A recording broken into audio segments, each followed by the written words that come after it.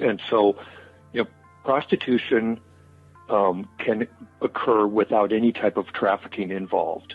And a lot of people are involved in prostitution and have not been trafficked. They have not been coerced. They have not been deceived. They have not been forced into what they're doing, the type of work they're doing.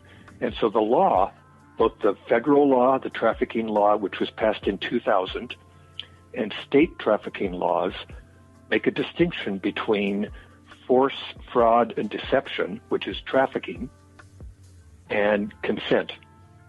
And so there is a distinction.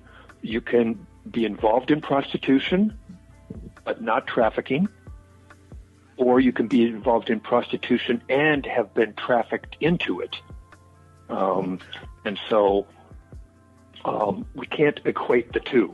And you're right. You're absolutely right. A lot of anti-prostitution or anti-sex work activists conflate trafficking and prostitution, and they claim with no evidence that all or most people involved in prostitution have been trafficked. But again, with no evidence. And so I've heard, astronomical figures, like 90% of all prostitutes have been trafficked. And if you ask them, what's the source of where's your evidence? Right. They have none. And so we need to separate prostitution from trafficking. Prostitution can involve trafficking, but it doesn't necessarily, and they're not equivalent. They're two different types of activities.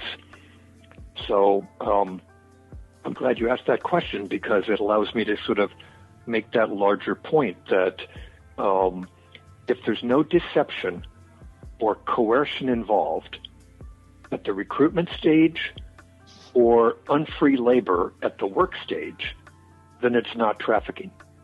Then it's prostitution, or, it could be some other type of sex work. Well, let me ask you this, all right? Yeah. With the passing of FOSTA-SESTA law, right, which one is federal, one is state. That's a pretty broad law. It's a catch-all.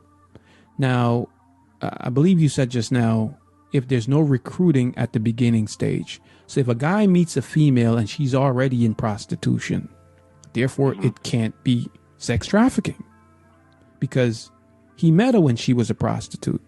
This is what she was doing on her own before he got involved. But when it comes to the prosecution side of it, courts don't make the distinction between the two. Well, they should be, because that's what the law dictates. So prosecutors should not be prosecuting cases where the relationship between the two parties, let's say manager and worker, is consensual, where there is no deception or coercion or force or fraud involved.